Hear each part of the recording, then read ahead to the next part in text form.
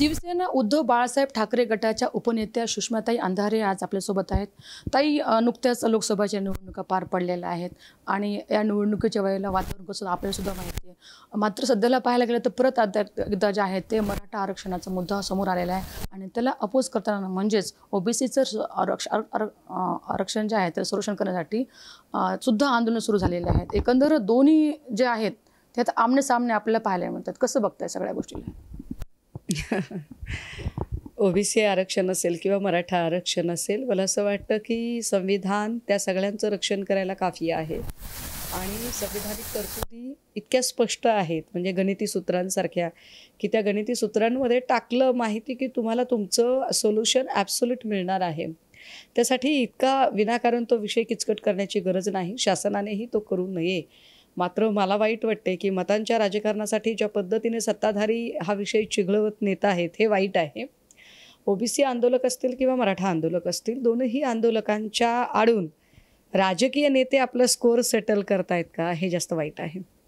तर त्यांनी तो स्कोअर सेटल करू नये. किंबहुना राजकीय नेते या लोकांच्या आडून जर स्कोअर सेटल करण्याचा प्रयत्न करत असतील तर दोनही बाजूच्या आंदोलकांनी सतर्क राहायला हवं आणि त्यात कुठल्याही राजकीय हितसंबंधांचा शिरकाव होणार नाही याची काळजी घेतली पाहिजे आणि मूळ मुद्दा भरकटू न देता त्याच्यावर फोकस करत मराठा आणि ओबीसी अशा दोनही वर्गांची एकत्रित समन्वय साधत बैठक सरकारने घेतली पाहिजे. कुठल्या तरी एकाच वर्गाला कोपच्यात घ्यायचं आणि बोलायचं हे जरा थांबलं पाहिजे. आपल्याला वाटतं का, म्हणजे नुकतंच आता लोकसभेच्या निवडणुका पार पडल्या, यावेळेस असं म्हणण्यात येत होतं की याचा परिणाम जे आहे ते जे उमेदवार आहेत त्यांच्यावरती होईल, तो झालाय का? आणि मग जर झाला असेल तर आता येणाऱ्या विधानसभा निवडणुका आहेत तर त्याचा किती फटका आपला ह्या आंदोलनाचा बसू शकतो? नाही, मला नाही वाटत की काहीतरी मराठा ओबीसी असं काही वातावरण झालेलं असेल म्हणून. आता काय आहे की अपयशाला लोक काही ना काही कारणं शोधत राहतात. त्या कारणांचं मुळात इथे खरंच विकास झालाय का? आता जी लोक म्हणतात ना की आमचा विकास थांबला वगैरे, तुमचा हात कोणी धरला होता होय? गेल्या कित्येक वर्षामध्ये, 20-30 वर्षामध्ये एक हाती तुमचीच सत्ता होती ना. आमदार तुमचा होता, खासदार तुमचा होता, पंचायत समित्या होत्या, जिल्हा परिषद होती, नगरपालिका होती, ग्रामपंचायती होत्या, दिल्लीपासून गल्लीपर्यंत तुमची सत्ता होती. का विकास केला नाही? कोणी हात धरले होते? अरे कित्येक वर्षामध्ये, म्हणजे आता एक रस्ता झालाय तो आपल्याला अंबाजोगाईकडून येताना डायरेक्ट मंदिरापर्यंत, तोही का तर ते भाविक भक्तांना म्हणजे तो रस्ता बघून वाटेल की परळीमध्ये फार विकास झालाय, पण तो रस्ता वगळता जर वळलं तर कुठे विकास आहे? त्यामुळे तुम्ही किती विकास केला? इथली गुंडागर्दी संपली आहे का? इथली दहशत संपली आहे का? पोलीस स्टेशनवरच्या सत्ताधाऱ्यांचा जो निरंकुश सत्ता आहे त्यांची, ती संपली आहे का? पोलीस स्टेशन खरंच मोकळेपणाने श्वास घेऊ शकतं का? एखाद्या गरजूची फिर्याद खरंच स्वतः पोलीस स्टेशनला स्वतःच्या सतसत विवेकाच्या अधीन राहून ती नोंदवता येते का? हे मुद्दे कोणी विचारत का घेत नाही बरं? परळीत या सगळ्या मुद्द्यांचा विचार का केला गेला नाही? लक्षात घ्या, परळीत जर जातीवाद झाला असता तर आपण इतर तालुक्यांचं सोडून देऊ बा. म्हणजे मला असं वाटतं की वंजारी समुदायाला सुद्धा कोणी बदनाम करू नये की वंजारी समुदायाने अमुक एका जातीसाठी मतदान केलं किंवा केलं नाही. कारण तसं जर असेल तर इतर तालुक्यांचं सोडून द्या. परंतु दस्तूर खुद्द जर परळीचा विचार केला तर परळीमध्ये बहुल वंजारी समुदाय आहे. जर परळी तालुक्यात बहुल वंजारी समुदाय आहे तरी सुद्धा राष्ट्रवादी काँग्रेस शरद पवार यांच्या पक्षाचे उमेदवार बजरंग सोनवणे यांना 62,000 मतं कशी पडतात?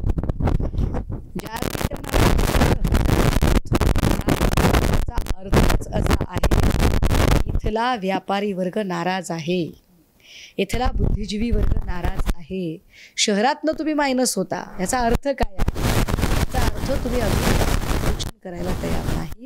आणि जी गोष्ट बीडची आहे ना, तीच गोष्ट आपल्याकडे महाराष्ट्रातली सुद्धा आहे की देवेंद्र फडणवीस जी असतील किंवा शिंदे साहेब असतील, हे लोक आत्मपरीक्षणच करायला तयार नाही आहेत.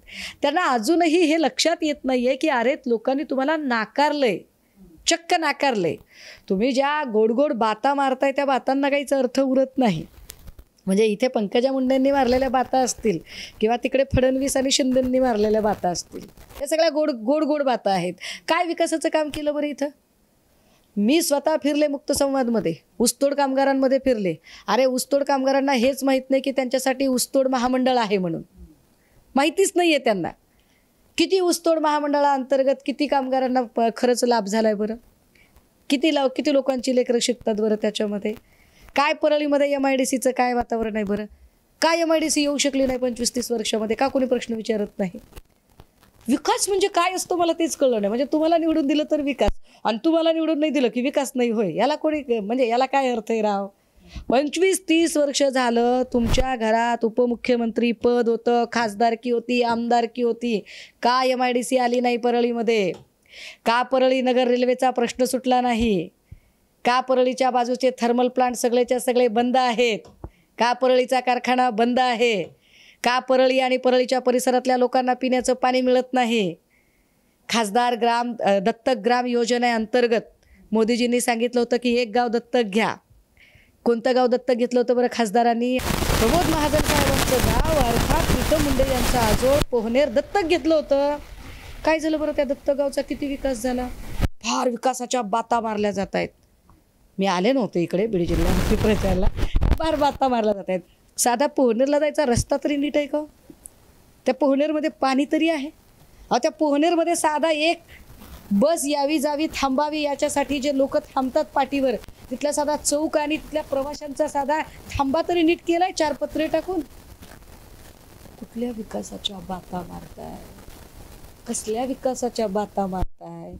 का लोकांना जातींना वेठीस धरताय?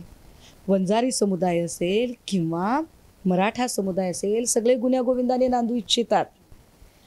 आणि जसं इथून परळीतून वंजारी समुदायाचं मतदान बजरंग सोनवणे यांना झालेलं आहे, तसंच आष्टी किंवा या भागातल्या गेवराई भागातल्या मराठा समुदायाचं मतदान पंकजाताईंना झालेलं आहे ना. मला वाटतं ही निवडणूक जातीच्या अंगाने त्या लोकांनी नेली ज्यांना विकासावर बोलायची इच्छाच नाही आहे. विकासाच्या मुद्द्यावर ते बोलतच नाही आहेत, प्रश्नच विचारत नाही आहेत.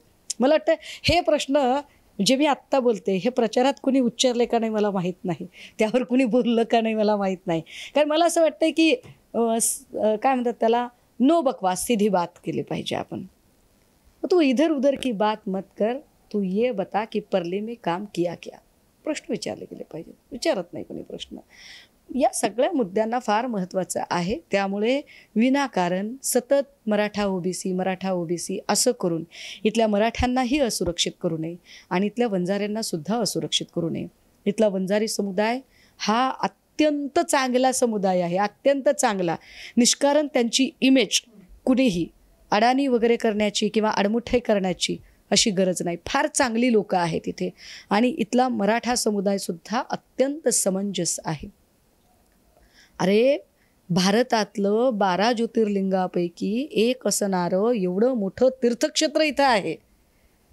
त्या मानाने त्या तीर्थक्षेत्राचा असा काय विकास झाला आहे बरं? वर्षानुवर्ष बघितलं तर काय त्या स्मशानघाटाच्या तिकडे विकास झाला आहे बरं? काय रस्ते केलेले आहेत बरं? कुठल्या म्हणजे कोणत्या विकासाच्या बाता मला कळतच नाही की फार विकास झाला असता जर त्या निवडून आल्या असत्या तर. मग आधी का केला नाही विकास? मुहूर्त बघायला सांगितलं होता का केलं? सेना हे मुद्दे घेऊन येणार नाही. आम्ही जे मुद्दे, मी काय म्हणतो ताई, आम्ही कॉपी पेस्ट करणारी माणसं नाही. आम्ही फार अभ्यास करून फार मेहनतीने जेव्हा आम्ही जागा लढणार असू ना त्यावेळेला आम्ही जे प्रश्न विचारायचे ते फार थेटपणे विचारू. आत्ता तुम्ही मला प्रश्न विचारला मराठा ओबीसी, म्हणून मी सांगितलं की निष्कारण जातीय तेढ निर्माण करू नये. मराठा असतील, ओबीसी असतील, इथला मराठा साळी माळी कोळी तेली तांबळी आतार बागवान सुतार लोहार कुंभार वंजारी कसारी कथारी सगळीच माणसं फार चांगली माणसं आहेत. पण ज्या वाईट पद्धतीने राजकारण केलं जातं ना, आमच्याकडे कोण एक नारायण सातपुते नावाचे आहेत. काय संबंध त्या बिचाऱ्याचा? हे सातपुते यांची 2 मुलं. अहो निकाल लागल्याबरोबर 5 वाजता त्या 2ही पोरांच्या बदल्या केल्या गेल्या. एक सिडलोडला, एक कुठं पाठवला, एक सोलापूरला. का तर हा मराठा असेल आणि याने आम्हाला मतदान दिलं नसेल. रातोरात 2 पोरांच्या बदल्या केल्या गेल्या. एवढा अति नाही चालत, नाही करावं एवढा अति. असं लोकसभेच्या निकाल हाती लागल्यानंतर बीड जिल्ह्यामध्ये महायुतीचे उमेदवार पंकजाताई मुंडे यांचा निश्चित पराभव झाला आणि त्यानंतर जे आहे ते सोशल मीडियावर सत्र सुरू झालं. एका प्रकारचं बदनामी सत्र सुरू आहे, आता पण सुरू आहे. एकंदर ह्या गोष्टी पंकजाताई मुंडे यांचे बदनामीचे सत्र सुरू झालेलं आहे, ट्रोल करायला सुरू झालेले आहे. एकंदर महिला म्हणून आपण कसं बघता, ह्या गोष्टी होणं कितपत योग्य आहेत? याच्यात ना नाही, मला सोयीनुसार महिला कार्ड खेळावा असं अजिबात वाटत नाही, मी जरी महिला असले तरी. पण मला असं वाटतंय की पंकजा मुंडे असतील किंवा बजरंग सोनवणे जे असतील, कोणी असेल, ही दोनही पक्षाची माणसं, दोन माणसं किंवा या दोघांचे जे कोणी समजूतदार, समंजस आणि जबाबदार पदाधिकारी असतात ना, ते हे काम करत नाही. हे जे खाली जी एक चिल्लर गँग असते, दोन्ही साईडला असते, ती एकाच साईडला नाही, दोन्ही साईडला असते. हे चिल्लर गँगचे हे सगळे अत्यंत थिल्लर चाळे असतात आणि अशा थिल्लर चाळ्यामुळे चांगली माणसं तोंडघशी पडतात. मला वाटतं की स्वतः पंकजा मुंडेंना सुद्धा ते अपेक्षित नाही, त्यासुद्धा ते करत नाहीत. कारण मी बघितले त्यांना, मला वाटतं एका कुठल्या तरी कार्यक्रमामध्ये त्यांच्यासाठी घोषणा चालू होत्या, पंकजा मुंडे अंगार आहे, बाकीचं बंगार आहे, तेव्हा त्यांनी स्वतः त्या घोषणा थांबवल्या की अशा घोषणा नाही द्यायच्या. त्यामुळे पंकजा मुंडे असतील किंवा बजरंग सोनवणे असतील किंवा कुठल्याही मतदारसंघातले उमेदवार असणारे लोक किंवा जबाबदार पदाधिकारी असणारे लोक, ते लोक अशा पातळीला जात नाहीत. हे काय होतं ना, चहापेक्षा किटल्या गरम असतात आणि त्या किटल्या जास्त गोंगाट करतात, हा त्यातला प्रकार आहे. पण ते वाईट आहे, त्याचं कोणी समर्थन करत नाही. नुकतंच ह्या निकालानंतर लोकसभेच्या उपमुख्यमंत्री देवेंद्र फडणवीस यांनी स्वतः राजीनामा द्यायचं त्या ठिकाणी ते दर्शवली होती. मग हे सगळं कारण काय असू शकतात असे की हे स्वतः या ठिकाणी राजीनामा द्यायला तयार आहेत, मात्र त्यांचा राजीनामा रोखला जातो? काही रोखला बिकला जात नाही, काही राजीनामा रोखला जात नाही. येणाऱ्या विधानसभेला बघा, देवेंद्रजींचा चेहरा तुम्हाला विधानसभेत दिसणार नाही. विधानसभेला देवेंद्रजींचा चेहरा भाजप दाखवणार नाही. देवेंद्रजींचा चेहरा दाखवून भाजपला नुकसान होणार हे भाजपला माहीत आहे. आणि जर देवेंद्रजी एवढे जर डेस्परेटली प्रयत्न करत असेल राजीनामा देण्याचे, तर ताकाला जाऊन मुरवं लपवू नका, म्हणा आधी पहिल्यांदा गृहमंत्री पदाचा राजीनामा द्या. कारण तुमच्या कारकिर्दीत कायदा सुव्यवस्थेचा सगळा बोजवारा उडालेला आहे. इथल्या परळीच्या पोलीस स्टेशनला कुणाला मनाने स्वतःला एक कंप्लेंट करता येत नाही. कंप्लेंट करायची असेल तर विचारायला लागते आलमपणाहांना, करू का नको कंप्लेंट म्हणून. काय परिस्थिती आहे वसईमध्ये, भर दिवसा एका तरुणीची हत्या केली जाते. पुण्यामध्ये कोयता गँग पोलिसांच्याच गाड्या फोडतं, करोडोचे ड्रगचे साठे सापडतात. मुंबईमध्ये एका तरुणीचे तुकडे तुकडे तुकडे केले जातात, ते तुकडे फ्रीजमध्ये ठेवले जातात, ते कुकरमध्ये शिजवले जातात, मिक्सरमध्ये बारीक केले जातात, रोज कुत्र्यांना खाऊ घातले जातात. कुठं आहे गृहमंत्री? त्यामुळे जर खरंच देवेंद्रजी एवढे निरीच्छ झाले असतील तर, कारण काय माहिती आहे का, भाजपची लोक कोणी शब्दच पाळत नाहीत, बदमाशपणा करतात. म्हणजे बघा, देवेंद्रजी म्हणाले होते वेगळा विदर्भ होईपर्यंत मी लग्न करणार नाही, पाळला का शब्द? नाही. आशिष शेलार म्हणाले की जर महायुतीच्या 15पेक्षा जरी जास्त जागा आल्या तर मी संन्यास घेईन, घेतला का? नाही. चंद्रकांत पाटील म्हणाले होते धंगेकर निवडून आले तर मी हिमालयात जाईन, गेले का? नाही गेले. उदयनराजे म्हणाले होते जर पंकजाताई इथे पडल्या, रडत रडत म्हणले हो, रडत रडत, जर पंकजाताई पडल्या तर माझ्या मतदारसंघातून मी राजीनामा देईल आणि पंकजाताईला पुन्हा निवडून आले. का नावं ना द्यावा उदयनराजेंनी राजीनामा? लोक जीव द्यायला लागलेत ना, तुम्ही राजीनामा देऊ शकत नाही का? द्या राजीनामा. हे काही करत नाही. हे भाजपचे लोक फक्त बोल घेवडे आहेत, हे शब्द पाळणारे लोक नाहीत. उभाटाच्या वतीनं बाळासाहेब ठाकरे, शिवसेना उद्धव बाळासाहेब ठाकरेच्या गटाच्या वतीने जे आहे ते पक्षाच्या वतीने, हां, तर त्यांच्या वतीने जे आहे ते ड्रग्स प्रकरणावरती नेहमीच आवाज उचललेला आहे. नुकतंच प्रकरण आणखी समोर आलेलं आहे. या प्रकरणाला सध्याला जे आहे ते आपण विधान भवनामध्ये आवाज उचलणार आहात त्या गोष्टी सगळ्या? या सगळ्यावर आम्ही सभागृहाच्या आत आणि सभागृहाच्या बाहेर दोन्हीकडे आमची भूमिका मांडत आहोत, सांगत आहे. येणाऱ्या 27 तारखेला पुणे विधान भवनाच्या समोर या संबंधाने आमचं धन्यनिदर्शन होत आहे आणि अधिवेशन काळात सुद्धा पक्षाच्या वतीने अत्यंत ताकदीने ड्रग्ज विरोधी भूमिका मांडली जाईल. आणि या सगळ्या प्रकरणाला गेल्या 10 महिन्यापासून आम्ही ज्यांच्या चौकशीची मागणी करतोय ते एक्साईज अधिकारी श्री राजपूत यांचं निलंबन तथा यांच्या चौकशीची मागणी आम्ही करतोय. मुख्यमंत्री अजितदादा पवार गटाचे जे माजी आमदार आहेत त्यांच्या साखर कारखान्यावरती आहेत ते धाड टाकण्यात आलेले आहेत आणि त्यांच्याकडनं म्हणजे KP पाटील जे आहेत ते त्यांचं असं म्हणणं आहे की सगळं राजकीय षडयंत्र आहे. नेमकं तुम्ही कसं बघताय की विधानसभेच्या अगोदर सगळं काही षडयंत्र वगैरे असं? सूडबुद्धीचं राजकारण, स्वायत्त यंत्रणांचा गैरवापर हे सगळं चालूच आहे. माझ्या माहितीप्रमाणे KP पाटील काहीतरी स्वगृही परत येण्याचा विचार करत आहेत. पुन्हा ते पवारसाहेबांच्या सोबत येऊ इच्छित आहेत आणि कदाचित त्यामुळेच त्यांच्यावर आत्ता ह्या नव्या कारवाया होत आहेत. कारण त्याच बिद्रीच्या बाजूच्या कागलमध्ये हसन मुश्रीफ साहेबांवर अशाच प्रकारच्या कारवाया भाजपकडून चालू होत्या. परंतु जसंही भाजपसोबत दादांनी घरोबा केला आणि दादांच्या सोबत मुश्रीफ साहेबांनी जायचं ठरवलं, त्या सगळ्या कारवाया थांबल्या. त्यामुळे सरळ सरळ यंत्रणांचा गैरवापर होतो हे स्पष्ट आहे चित्र.